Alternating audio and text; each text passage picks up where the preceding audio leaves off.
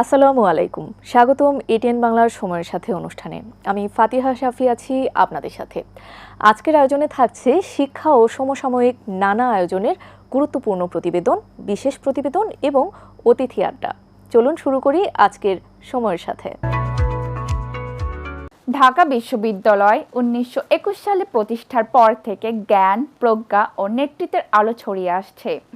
ভাষা আন্দোলন, মুক্তিযুদ্ধ, গণতন্ত্র প্রতিষ্ঠার সংগ্রাম কিংবা সামাজিক পরিবর্তনের প্রতিটি গুরুত্বপূর্ণ অধ্যায় রয়েছে এই বিশ্ববিদ্যালয়ের গৌরব তৈরি করেছে রাষ্ট্রনায়ক, বিজ্ঞানী, সাহিত্যিক, অর্থনীতিবিদ এবং সমাজ পরিবর্তনের অগ্রদূত। ঢাকা বিশ্ববিদ্যালয় গত 106 বছর ধরে এই অঞ্চলের মানুষের জ্ঞান বিজ্ঞান চর্চার পাশাপাশি মানুষের গণতান্ত্রিক অধিকার, মানুষের মৌলিক মানবিক অধিকার প্রতিষ্ঠায় ঢাকা বিশ্ববিদ্যালয় যে অনন্য ভূমিকা পালন করে আসছে, সামনের দিনেও ঢাকা বিশ্ববিদ্যালয় শুধু এই জাতির নয়, গোটা বিশ্বের জ্ঞান সম্পদ অর্জনের ক্ষেত্রে, জ্ঞান সম্পদ উন্নয়নের ক্ষেত্রে ভূমিকা রাখার পাশাপাশি ঢাকা বিশ্ববিদ্যালয় তার যে সামাজিক এবং তার যে সাংস্কৃতিক দায়িত্ব পালন করেছে, সেই দায়িত্বটিও অব্যাহত থাকবে।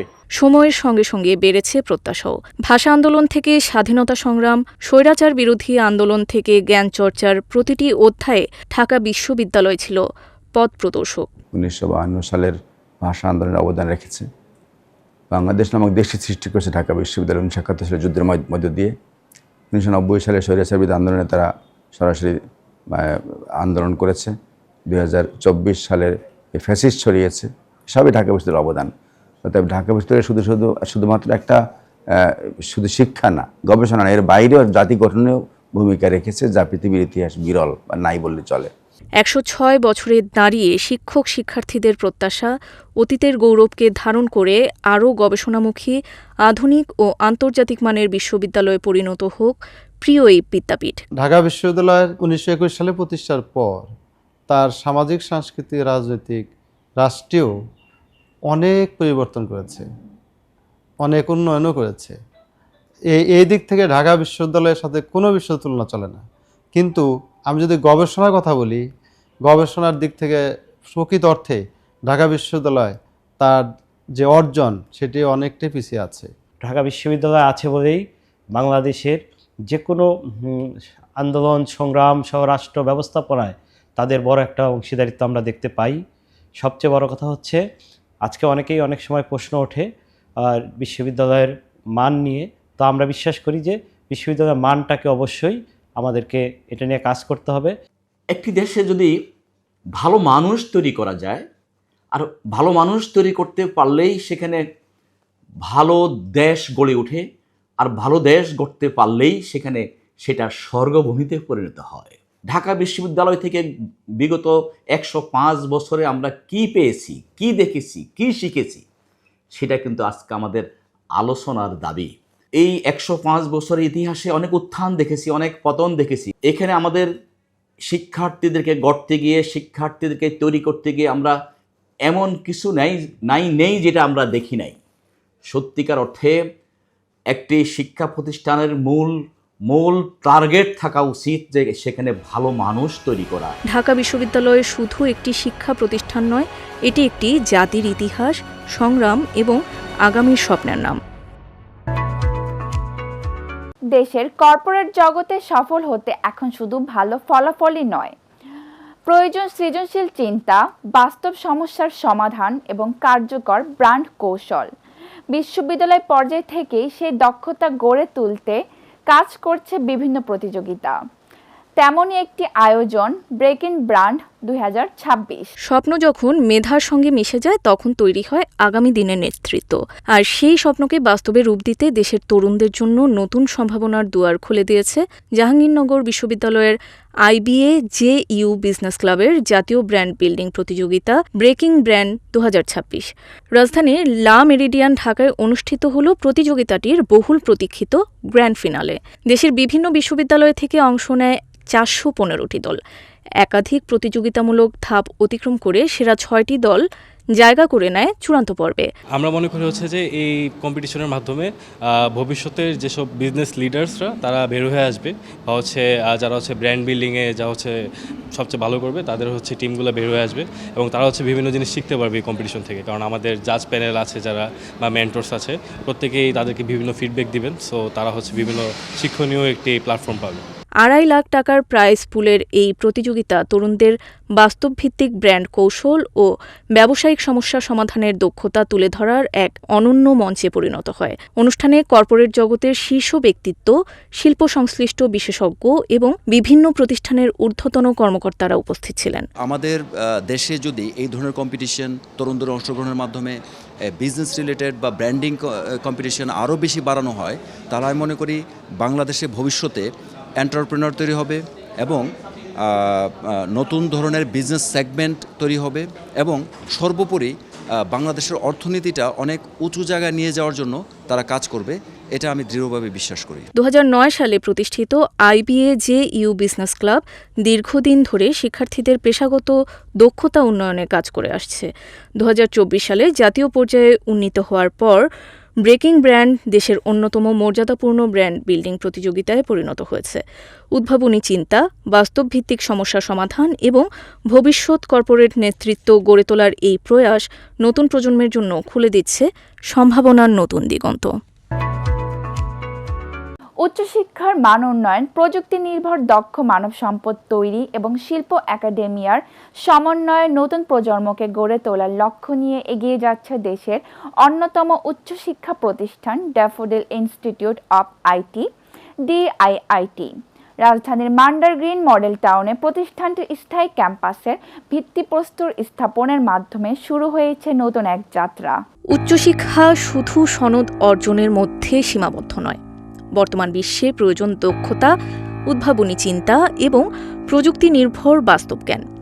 এই বাস্তবতাকে সামনে রেখে রাজধানীর মান্ডার গ্রিন মডেল টাউনে ড্যাফোডিল ইনস্টিটিউট অব আইটির স্থায়ী ক্যাম্পাসের ভিত্তিপ্রস্তর স্থাপন করা হয়েছে।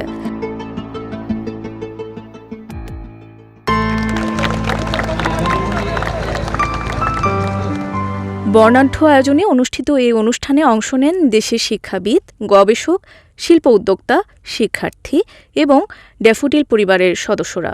অনুষ্ঠানে প্রধান অতিথি ছিলেন জাতীয় বিশ্ববিদ্যালয়ের উপাচার্য অধ্যাপক ডক্টর ASM আমানুল্লাহ। শুরু থেকেই DIIT একটা উদ্দেশ্য নিয়ে তারা কাজ শুরু করেছে, প্রায় 3000-এর উপরে গ্র্যাজুয়েট তৈরি করেছে, এবং আমি অনেকগুলো DIIT প্রোগ্রামে, ড্যাফোডিল ইনস্টিটিউট অফ আইটি প্রোগ্রামে গিয়েছি, আমার কাছে খুবই ভালো লেগেছে। বাংলাদেশে যা দরকার দক্ষতাভিত্তিক শিক্ষা, সেটা ওনাদের মতো 50টা প্রতিষ্ঠান যদি আমরা সারা দেশে পেতাম, বাংলাদেশের শিক্ষাক্ষেত্রে আমরা বিপ্লব সাধন করতে পারতাম। সভাপতিত্ব করেন ড্যাফোডিল ইন্টারন্যাশনাল ইউনিভার্সিটির ট্রাস্টি বোর্ড এবং ড্যাফোডিল গ্রুপের চেয়ারম্যান ডক্টর মোহাম্মদ সবুর খান। আমার কাছে মনে হয় বাংলাদেশের সবচেয়ে বড় কন্ট্রিবিউটরি অর্গানাইজেশন হচ্ছে ন্যাশনাল ইউনিভার্সিটি। DIITর যিনি ফাউন্ডার প্রিন্সিপাল ছিলেন ডক্টর মোস্তফা কামাল, উনিই কিন্তু পরবর্তীতে ড্যাফোডিল ইন্টারন্যাশনাল ইউনিভার্সিটির প্রজেক্ট ডাইরেক্টর এবং ফাউন্ডার রেজিস্টার ছিলেন। DIIT যদি ভালো করে, এটা আমার কাছে মনে হবে যে আমাদের ড্যাফোডিল ফ্যামিলি বা ড্যাফোডিল গ্রুপের একটা কন্ট্রিবিউশন থাকবে। এছাড়াও উপস্থিত ছিলেন DIITর গভর্নিং বডির সভাপতি অধ্যাপক ডক্টর মোহাম্মদ আলামিন, প্রধান নির্বাহী কর্মকর্তা ডক্টর মোহাম্মদ নুরুজ্জামান, উপদেষ্টা অধ্যাপক ডক্টর মোহাম্মদ মোস্তফা কামাল, অধ্যক্ষ অধ্যাপক ডক্টর মোহাম্মদ সাখাওয়াত হোসেন সহ দেশের বিশিষ্ট শিক্ষাবিদ ও আমন্ত্রিত অতিথিরা। এখানে শুধু একটা ভবন হবে না, এখানে ফ্যাক্টরি হবে। এখানে আমরা মনে করি কামরাঙ্গীর চর, জিঞ্জিরা, যারা এক্সপার্ট ছেলেবেলে আছে, সেই সব ছেলেবেলেদেরকে আমরা এখানে নিয়ে আসবো। আমাদের ছেলেদেরকে এরা হাতে করে শিখাবে যে মাইক্রো ক্রেডেনশিয়াল কোর্সের সত্যিকার হাতে করে কিভাবে হয়। DIITর নতুন স্থায়ী ক্যাম্পাস শুধু একটি ভবন নয়, এটি হবে শিক্ষা, গবেষণা, উদ্ভাবন, উদ্যোক্তা উন্নয়ন এবং শিল্প একাডেমিয়ার সমন্বয়ে একটি আধুনিক জ্ঞান কেন্দ্র। প্রতিষ্ঠানটির লক্ষ্য শিক্ষার্থীদের শুধু চাকুরি প্রার্থী নয়, বরং চাকুরি সৃষ্টিকারী উদ্যোক্তা হিসেবে গড়ে তোলা। ড্যাফোডিল ইনস্টিটিউট অব আইটির এই স্থায়ী ক্যাম্পাস ভবিষ্যতে শুধু শিক্ষাদান নয়, গবেষণা, প্রযুক্তি উদ্ভাবন এবং শিল্প প্রতিষ্ঠানের সঙ্গে কার্যকর সংযোগ তৈরির একটি গুরুত্বপূর্ণ কেন্দ্র হিসেবে গড়ে উঠবে বলে মনে করছেন সংশ্লিষ্টরা।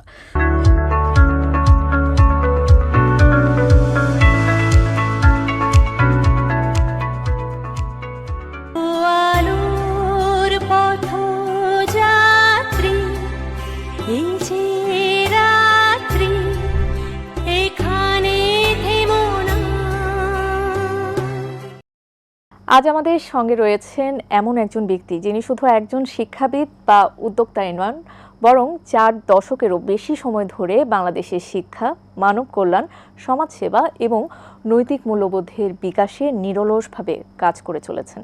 তিনি doctor M A Halim Patwari. তিনি একাধিকবার ঢাকা বিশ্ববিদ্যালয়ের সিনেট সদস্য হিসেবে এবং বর্তমানে ঢাকা বিশ্ববিদ্যালয় অ্যাকাউন্টিং অ্যালুমনাই সভাপতি হিসেবে দায়িত্ব পালন করছেন। শুধু শিক্ষা নয়, মানব সেবার ক্ষেত্রেও তার অবদান উল্লেখযোগ্য। বিশ্বের অন্যতম বৃহৎ মানব সেবামূলক সংগঠন লায়ন্স ক্লাবের নেতৃত্ব দিয়েছেন তিনি। শিক্ষা, সমাজসেবা ও নেতৃত্বে অসামান্য অবদানের স্বীকৃতিস্বরূপ অর্জন করেছেন অসংখ্য জাতীয় ও আন্তর্জাতিক সম্মাননা। তার নিজস্ব গ্রামে প্রতিষ্ঠিত আব্দুল হালিম পাটোয়ারী ফাউন্ডেশন কমপ্লেক্স একটি সমন্বিত জনকল্যাণমূলক উদ্যোগ। আজকের এই বিশেষ আয়োজনে আমরা জানব তার জীবন সংগ্রামের গল্প, সাফল্যের পথচলা, শিক্ষা নিয়ে তার দর্শন, নৈতিক শিক্ষা আন্দোলনের প্রেক্ষাপট, ভবিষ্যৎ পরিকল্পনা এবং নতুন প্রজন্মের প্রতি তার প্রত্যাশার কথা। Doctor M A Halim Patwari, আপনাকে এটেন বাংলায় স্বাগতম। আপনাকে অনেক অভিনন্দন। জি, শুরুতেই যে বিষয়টি আসলে জানতে চাচ্ছি সেটি হচ্ছে নৈতিক শিক্ষা বলতে আসলে আমরা কি বুঝবো এবং বর্তমান প্রেক্ষাপটে এর গুরুত্ব ঠিক কতটা? নৈতিক শিক্ষা বলতে আমরা সাধারণত বুঝি এটা নীতিগত শিক্ষা, দ্যাট ইজ মূল শিক্ষা। যে শিক্ষাটা আমরা বাল্যকালেই পেয়ে থাকি এবং এই শিক্ষাটা আমি মনে করি একটি বাধ্যতামূলক শিক্ষা। যেমন সততা, ন্যায়পরায়ণতা, সহমর্মিতা, সমানুবর্তিতা, নিয়মানুবর্তিতা, মানবিক মূল্যবোধ, শ্রদ্ধাবোধ, এইসব হচ্ছে আপনার এই নৈতিক শিক্ষার উদাহরণ। বর্তমান সময়ে এই শিক্ষাটা অনেক অনেক বেশি গুরুত্বপূর্ণ। আমাদের চলার পথে সকাল থেকে সন্ধ্যা পর্যন্ত আমরা যতগুলো কাজকর্ম করি, প্রতিটি কাজকর্মের ক্ষেত্রেই কিন্তু এই নৈতিকতার প্রশ্ন আসে। এডুকেশন ফর এক্সেলেন্স মুভমেন্ট, এটি একটি নৈতিক শিক্ষা। এটি আসলে আপনি কেন শুরু করলেন এবং এটির পেছনে আসলে কি কি আসলে অনুপ্রেরণা ছিল? এডুকেশন ফর এক্সেলেন্স মুভমেন্ট একটি নৈতিক শিক্ষা আন্দোলন। এই আন্দোলনটি হলো সময়ের দাবি, সময়ের চাহিদা। যে জিনিসটার সবচেয়ে বড় ঘাটতি সেটি হলো এক্সিলেন্সের অভাব, উৎকর্ষের অভাব, নীতি নৈতিকতার অভাব। নৈতিক শিক্ষার ক্ষেত্রে বিভিন্ন উদ্যোগ নিয়েছেন এবং আপনার নেওয়া যে সকল উদ্যোগ রয়েছে সেই উদ্যোগগুলোর মধ্যে কোনটি সবচাইতে বেশি ইতিবাচক বলে আপনি মনে করেন? আমি আমার জীবনে অনেক উদ্যোগ গ্রহণ করেছি। আমি আমার জীবনে অনেক শিক্ষা প্রতিষ্ঠান তৈরি করেছি। আমি আমার জীবনে অনেক সামাজিক সংগঠন তৈরি করেছি। আমার নিজ গ্রাম ভাটরা গ্রাম, চাঁদপুরের হাজীগঞ্জ থানায়। তো সেখানে ওই প্রজেক্টের নাম হলো আব্দুল হালিম পাটোয়ারী ফাউন্ডেশন কমপ্লেক্স। ওই কমপ্লেক্সের মধ্যে কি আছে? ওই কমপ্লেক্সের মধ্যে আসছে মসজিদ, মাদ্রাসা, হাসপাতাল, এতিমখানা এবং একটি প্রস্তাবিত মেডিকেল কলেজ। সবগুলো প্রজেক্টের মধ্যে আমার কাছে মনে হচ্ছে আমি মানসিকভাবে স্যাটিসফাইড এবং স্যাটিসফ্যাকশন পাচ্ছি এডুকেশন ফর এক্সিলেন্স মুভমেন্ট নিয়ে। আচ্ছা, আমি যদি মনে করি এই education for excellence movement, that is নৈতিক শিক্ষা যদি মানুষের মধ্যে প্রবেশ করানো যায়, আমাদের সমাজের মধ্যে যে অবক্ষয় আছে, মারামারি আছে, কাটাকাটি আছে, হানাহানি আছে, দেখবেন যে কোনো হানাহানি থাকবে না, কোনো মারামারি থাকবে না, কোনো কাটাকাটি থাকবে না যদি না আমরা এটা বাস্তবায়ন করতে পারি। সেই জন্যই আমার কাছে সব প্রতিষ্ঠানের চেয়ে, আমার সব কনসার্নের চেয়ে এডুকেশন ফর এক্সিলেন্স মুভমেন্ট একটি নৈতিক শিক্ষার আন্দোলন, এটা আমার কাছে বেশি গুরুত্বপূর্ণ, বেশি গ্রহণযোগ্য। আচ্ছা, আপনি একটি কথা প্রায় বলে থাকেন, অর্থনৈতিকভাবে সফল হওয়ার থেকে ভালো মানুষ হওয়াটা আসলে বেশি জরুরি। এই দর্শনের ব্যাখ্যা কি? অর্থ তো অনেক মানুষেরই থাকতে পারে, অর্থ অনেকভাবেই কিন্তু মানুষ কামাই করতে পারে, রোজগার করতে পারে। অর্থনৈতিকভাবে মানুষ সফল মানে টাকা অনেক হয়ে গেছে, আমার কোটি কোটি টাকা হয়ে গেছে, ঘুষ দিয়ে যেভাবে হোক আমি অনেক টাকার মালিক হয়ে গেছি, আমি কি সফল? আমি এটাকে কখনো সফল বলবো না। সে অর্থনৈতিকভাবে হয়তো সফল হতে পারে, কিন্তু ভালো মানুষ কিন্তু হওয়াটা ভিন্ন জিনিস। আমাদের দেশের অনেক মানুষ কিন্তু মানুষ, আমরা আমাদেরকে মানুষ বলে দাবি করি, কিন্তু আমরা কিন্তু মানুষের সংজ্ঞা জানি না। আমি যদি আমার কোনো একজন স্টুডেন্টকে জিজ্ঞাসা করি, বলো তো মানুষ কাকে বলে, তখন সে ওই ছেলেটি উত্তর দেয় যে যার নাকি দুইটা চোখ আছে, যার নাকি একটা মুখ আছে, দুইটা কান আছে, একটা মাথা আছে, সেই মানুষ। দেখুন তার মধ্যে কনসেপ্টটা কি, তার মধ্যে কনসেপ্টটা হলো সে একটা গরু রচনা শুরু করে দিয়েছে, অর্থাৎ একটা মানুষকে সে গরু বানিয়ে ফেলছে। অর্থাৎ এখানে যে মানুষের মধ্যে একটা মনুষ্যত্ববোধ আছে। মানুষ বলতে কি বোঝায়? মানুষ বলতে বোঝায় একটা মানুষ নামক শব্দটাকে দুইটা ভাগ করলে আপনি দেখবেন যে এক পাশে আসবে মান, আর এক পাশে আসবে হুঁশ। মান এবং হুঁশ যার মধ্যে থাকবে সেই হবে মানুষ, যার মধ্যে মনুষ্যত্ববোধ থাকবে সেই তো হবে মানুষ। যে নাকি সত্যকে সত্য বলতে জানে সে হবে মানুষ, যে নাকি মিথ্যাকে মিথ্যা বলতে শিখে সে হবে মানুষ, যে নাকি শিক্ষককে শ্রদ্ধা করতে জানে, বাবা মাকে শ্রদ্ধা করতে জানে সেই তো হবে মানুষ। সেই জন্য আমি বলি যার মধ্যে এইসব গুণাবলীগুলি থাকবে সেই হবে আসল মানুষ, প্রকৃত মানুষ এবং ভালো মানুষ, আলোকিত মানুষ। জি, তরুণ প্রজন্মের যারা আছে তাদের জন্য যদি কোনো বার্তা দিতে বলা হয়, সবচেয়ে গুরুত্বপূর্ণ বার্তা কি হতে পারে? তরুণ প্রজন্মরাই তো আসলে আগামী দিনের ভবিষ্যৎ। এই তরুণ প্রজন্মরা আমাদের দেশকে ইচ্ছা করলে যে কোনো সময় পরিবর্তন করতে পারে। আমরা দেখেছি অতীতে যত আন্দোলন হয়েছে, আমরা যদি সেই 52 ভাষা আন্দোলন দেখি, 69-এর গণ অভ্যুত্থান দেখি, সেই 90 দশকের স্বৈরাচার বিরোধী আন্দোলন দেখি, এবং এই যে রিসেন্টলি যে আন্দোলন হয়েছে এই 5ই আগস্ট, তো এই যে আন্দোলনগুলি হয়েছে কারা করেছে? আমাদের যুব সমাজটা করেছে। এই যুব সমাজ যদি এই নীতি নৈতিকতার দিকে লক্ষ্য করে নীতি নৈতিকতা মেনে চলে, তারা অনেক কিছু করতে পারে, অনেক কিছু করা সম্ভব। কিন্তু প্রয়োজন হলো আমাদের নীতি নৈতিকতা মেনে চলা। আসল মানুষ হিসেবে যদি, প্রকৃত মানুষ হিসেবে যদি আমরা আমাদেরকে আত্মপ্রকাশ করতে পারি, আমাদের এই ভবিষ্যৎ প্রজন্মরা যদি তারা সেইভাবে নিজেদেরকে যদি আয়ত্তস্থ করতে পারে, সব কিছু যদি কনসলিডেট করতে পারে, তাহলে আমাদের এই দেশ এবং জাতি অনেক দূর এগিয়ে যাবে। আচ্ছা, আমরা অনুষ্ঠানের একেবারে শেষ পর্যায়ে চলে এসেছি। আপনার কাছে শেষ যেই প্রশ্নটি রাখতে চাচ্ছি সেটি হচ্ছে দেশের জনগণ যারা আছেন, আমাদের দর্শক যারা আছেন, বিশেষ করে অভিভাবক, শিক্ষক, শিক্ষার্থী, তাদের উদ্দেশ্যে যদি কিছু বলতে বলা হয় কি বলবেন? এই দেশে জনসংখ্যা নয়, কিছু ভালো মানুষ তৈরি হোক, আলোকিত মানুষ তৈরি হোক, এবং এই দেশটাকে আলোকিত মানুষেরা, ভালো মানুষেরা নেতৃত্ব দেয়, এগিয়ে নেক। এইটাই হলো আমার মূল প্রত্যাশা এবং এইটাই হলো আমার স্বপ্ন।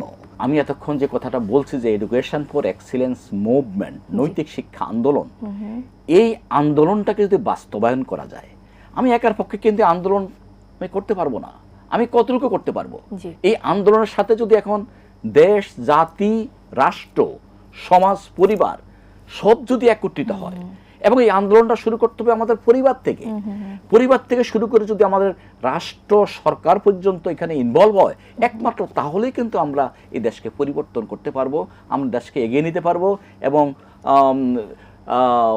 আমরা আশা করি যে অতি শীঘ্রই আমরা একটি সোনার বাংলা হিসেবে, ওই যে সবার আগে বাংলাদেশ যে কথাটা আসছে, সেটাকে আমরা বাস্তবায়ন করতে পারবো। আমার আসলে শেষ কথা হলো, ভালো মানুষ, ভালো দেশ, স্বর্গভূমি বাংলাদেশ, এটি আমার স্বপ্ন। এটা নিয়েই আমি এবং আমরা সবাই মিলে এগিয়ে যেতে চাই এবং এটাকে আমরা সার্থক করতে চাই। জি, আমরা সে ব্যাপারে যথেষ্ট আশাবাদী। আপনাকে অসংখ্য ধন্যবাদ, আপনার মূল্যবান সময় আমাদেরকে দিয়েছেন। আপনার মাধ্যমে দর্শকরা নৈতিক শিক্ষা যে বিষয়টি সেটি সম্পর্কে অনেক কিছু জানতে পেরেছে। আবারও ধন্যবাদ আপনাকে। আপনাকে অনেক অনেক ধন্যবাদ। শিক্ষা একটি জাতির উন্নয়ন, মানবিকতা এবং আত্মমর্যাদার সবচেয়ে বড় ভিত্তি। আর সেই শিক্ষা ব্যবস্থাকে সময়োপযোগী, মানবিক ও দক্ষতা ভিত্তিক করতে নিরলসভাবে কাজ করছে এডুকেশন ওয়াচ শিক্ষা উন্নয়ন উদ্যোগ। শিক্ষা শুধু সনদ অর্জনের পথ নয়, শিক্ষা একটি জাতির আত্মপরিচয়, নৈতিকতা, মানবিকতা এবং টেকসই উন্নয়নের সবচেয়ে বড় শক্তি। কিন্তু সময়ের পরিবর্তনের সঙ্গে বদলে যাচ্ছে শিক্ষার বাস্তবতা ও চাহিদা। বর্তমান বিশ্বে শুধু পাঠ্য বই ভিত্তিক শিক্ষা নয়, প্রয়োজন দক্ষতা, প্রযুক্তিগত সক্ষমতা, গবেষণা মনস্কতা এবং মানবিক মূল্যবোধ সম্পন্ন প্রজন্ম। এই বাস্তবতাকে সামনে রেখে দীর্ঘদিন ধরে দেশের শিক্ষা ব্যবস্থা, শিক্ষানীতি এবং শিক্ষার্থীদের ভবিষ্যৎ উন্নয়ন নিয়ে কাজ করছে শিক্ষা বিষয়ক পত্রিকা এডুকেশন ওয়াচ। প্রতিষ্ঠানটির বিশ্বাস, একটি মানবিক, দক্ষ ও সচেতন প্রজন্ম গড়ে তুলতে প্রয়োজন সমন্বিত ও বাস্তবমুখী শিক্ষা উদ্যোগ। সেই লক্ষ্য নিয়েই পরিচালিত হচ্ছে শিক্ষা সচেতনতা কার্যক্রম, গবেষণা উদ্যোগ, শিক্ষাবৃত্তি প্রদান, দক্ষতা উন্নয়ন প্রশিক্ষণ, সেমিনার, টকশো এবং গণমাধ্যম ভিত্তিক বিভিন্ন সচেতনতামূলক আয়োজন। বিশেষজ্ঞরা বলছেন, বর্তমান সময়ে শুধু সনদ নির্ভর শিক্ষা যথেষ্ট নয়, প্রয়োজন বাস্তবমুখী, প্রযুক্তি নির্ভর এবং মানবিক শিক্ষার বিস্তার। আর এই লক্ষ্য বাস্তবায়নে গুরুত্বপূর্ণ ভূমিকা রাখছে এডুকেশন ওয়াচ শিক্ষা উন্নয়ন উদ্যোগ। আমরা চাই নতুন প্রজন্ম শুধু শিক্ষিত নয়, মানবিক, দক্ষ এবং দায়িত্বশীল নাগরিক হিসেবে গড়ে উঠুক। শিক্ষা নিয়ে সচেতনতা বৃদ্ধি, দক্ষতা উন্নয়ন এবং মানবিক মূল্যবোধ প্রতিষ্ঠায় আমরা নিরন্তর কাজ করে যাচ্ছি। প্রযুক্তি নির্ভর এই বিশ্বে শিক্ষার্থীদের যুগোপযোগী করে গড়ে তুলতে আইটি শিক্ষা, ভাষা শিক্ষা, নেতৃত্ব উন্নয়ন এবং প্রযুক্তিভিত্তিক প্রশিক্ষণের উপর বিশেষ গুরুত্ব দিচ্ছে প্রতিষ্ঠানটি। একই সঙ্গে শিক্ষা বাজেট, গবেষণা সংকট, মুখস্থ নির্ভর শিক্ষা এবং শিক্ষার মানোন্নয়ন নিয়ে জনসচেতনতা তৈরিতেও কাজ করছে এডুকেশন ওয়াচ। কারণ একটি উন্নত, মানবিক ও সমৃদ্ধ বাংলাদেশ করতে প্রয়োজন সময়োপযোগী, দক্ষতাভিত্তিক এবং মানবিক শিক্ষা ব্যবস্থা। আর সেই লক্ষ্য নিয়েই এগিয়ে চলছে এডুকেশন ওয়াচ শিক্ষা উন্নয়ন উদ্যোগ। ঢাকা কলেজের এইচএসসি ৯৫ ব্যাচের প্রাক্তন শিক্ষার্থীরা ঈদ পুণ্যমিলনের পাশাপাশি দেশীয় ফলের ঐতিহ্যকে উদযাপন করতে আয়োজন করে ব্যতিক্রমধর্মী মৌসুমি ফল উৎসব। শৈশব কৈশোরের স্মৃতি, কলেজ জীবনের বন্ধুত্ব আর ঈদের আনন্দ সবকিছুকে এক সুতোয় গেঁথে আয়োজন করা হয় ঢাকা কলেজ এইচএসসি ৯৫ সোসাইটির ঈদ পুনর্মিলনী ও মৌসুমি ফল উৎসব। অনুষ্ঠানে অংশ নেন দেশের বিভিন্ন প্রান্ত থেকে আসা ব্যাচের সদস্যরা। দীর্ঘদিন পর সহপাঠীদের সঙ্গে দেখা হওয়ায় আবেগঘন পরিবেশের সৃষ্টি হয়। কেউ ফিরে যান ৩ দশক আগের স্মৃতিতে। ঈদ পুনর্মিলনের পাশাপাশি দেশীয় মৌসুমি ফলের বৈচিত্র্য তুলে ধরতে সাজানো হয় বর্ণিল ফলের আয়োজন। আম, কাঁঠাল, লিচু, জাম, আনারস সহ নানা দেশীয় ফলের স্বাদ ভাগাভাগি করে নেন উপস্থিত সবাই। আয়োজকরা জানান, দেশীয় ফলের স্বাস্থ্যকর খাদ্যাভ্যাসে উৎসাহিত করাও ছিল এই উৎসবের অন্যতম উদ্দেশ্য। অনুষ্ঠানে ছিল সাংস্কৃতিক পরিবেশনা, স্মৃতিচারণ।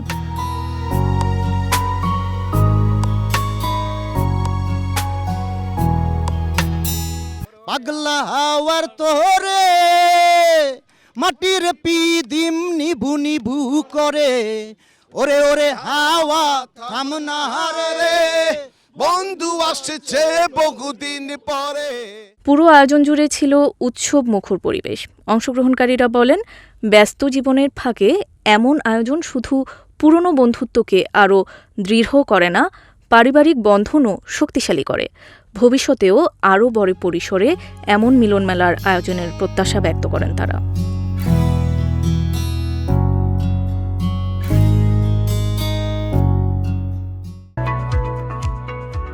নতুন শিক্ষাবর্ষে শিক্ষার্থীদের আনুষ্ঠানিকভাবে বরণ করে নিতে ঢাকা বিশ্ববিদ্যালয়ের টিএসসি মিলনায়তনে অনুষ্ঠিত হয়েছে ন্যাশনাল কলেজ অব হোম ইকোনমিক্সের নবীন বরণ ও সাংস্কৃতিক অনুষ্ঠান।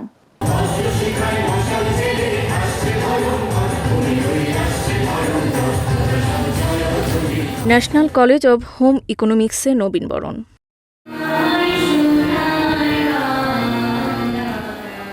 নবীন শিক্ষার্থীদের স্বাগত জানাতে ব্যস্ত ছিলেন শিক্ষক, কর্মকর্তা এবং সিনিয়র শিক্ষার্থীরা। আনুষ্ঠানিকভাবে কলেজ পরিবারের নতুন সদস্যদের বরণ করে নিতে সাজানো হয় বর্ণাঢ্য এই আয়োজন। পবিত্র কোরআন তেলাওয়াত ও গীতা পাঠের মধ্য দিয়ে শুরু হয় অনুষ্ঠান। এরপর নবীন বরণ কমিটির আহ্বায়ক ও কলেজের উপাধ্যক্ষ অধ্যাপক নাইমুন নাহার স্বাগত বক্তব্যে শিক্ষার্থীদের অভিনন্দন জানান। অনুষ্ঠানে প্রধান অতিথি হিসেবে উপস্থিত ছিলেন বাংলাদেশ উন্মুক্ত বিশ্ববিদ্যালয়ের উপাচার্য এবং ন্যাশনাল কলেজ অব হোম ইকোনমিক্সের পরিচালনা কমিটির চেয়ারম্যান অধ্যাপক ড. মোহাম্মদ সিদ্দিকুর রহমান খান। আজ আমরা এমন এক সময়ে বাস করছি যখন জ্ঞানের বিস্তার ঘটছে অভূতপূর্বভাবে, কিন্তু একই সঙ্গে মানবিক মূল্যবোধের চর্চা অনেক ক্ষেত্রেই চ্যালেঞ্জের মুখে পড়েছে। আজকের পৃথিবীতে ডিগ্রিধারীর অভাব নেই, অভাব আছে মূল্যবোধ সম্পন্ন মানুষের। বিশেষ অতিথি হিসেবে উপস্থিত ছিলেন ঢাকা বিশ্ববিদ্যালয়ের জীববিজ্ঞান অনুষদের ডিন অধ্যাপক ডক্টর মোহাম্মদ নাজমুল আহসান। অনুষ্ঠানে সভাপতিত্ব করেন কলেজের অধ্যক্ষ অধ্যাপক নুরুন নাহার বেগম। আমি চাইবো আজকে নবীনদের মাঝে সেই শুধু মেধার স্ফুরণ ঘটানো নয়, যেটা চেয়ারম্যান মহোদয় বলে গেলেন যে একজন ভালো মানুষ, সমাজে কিন্তু ভালো মানুষের খুব অভাব। যে আত্মীয় স্বজন, পাড়া প্রতিবেশী, বন্ধু বান্ধব যারা অনাত্মীয় এবং যারা সমাজে আসলে অবহেলিত অবস্থায় আছে, আমাদের সবসময় চিন্তা চেতনায় মননে যেন থাকে যে তারাও আমাদের মতো মানুষ। অনুষ্ঠানে নবীন এবং সিনিয়র শিক্ষার্থীদের পক্ষ থেকেও বক্তব্য প্রদান করা হয়। হোম ইকোনমিক্স শিক্ষার মাধ্যমে পুষ্টি, খাদ্য ও পুষ্টিবিজ্ঞান, সম্পদ ব্যবস্থাপনা, শিশু বিকাশ, বস্ত্র ও পোশাকসহ বিভিন্ন বিষয়ে দক্ষ জনশক্তি তৈরির যে লক্ষ্য নিয়ে প্রতিষ্ঠানটি কাজ করে যাচ্ছে সে বিষয়েও অনুষ্ঠানে গুরুত্বারোপ করা হয়। আলোচনা পর্ব শেষে শুরু হয় সাংস্কৃতিক অনুষ্ঠান।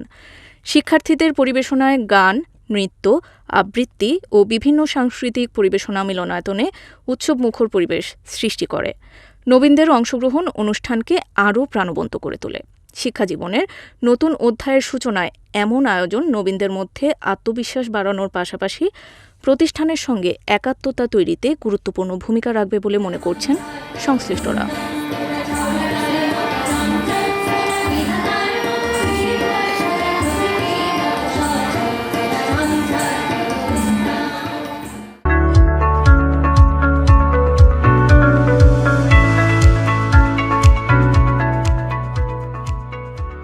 দর্শক দেখছিলেন এটিএন বাংলা সময়ের সাথে। আজ এ পর্যন্তই। সময়ের সাথে অনুষ্ঠানে আমাদের সাথে থাকার জন্য আপনাদের অসংখ্য ধন্যবাদ। আবারও নতুন আয়োজন নিয়ে হাজির হয়ে যাব। সবাই ভালো থাকবেন, সুস্থ থাকবেন আর অবশ্যই এটিএন বাংলার সাথেই থাকবেন।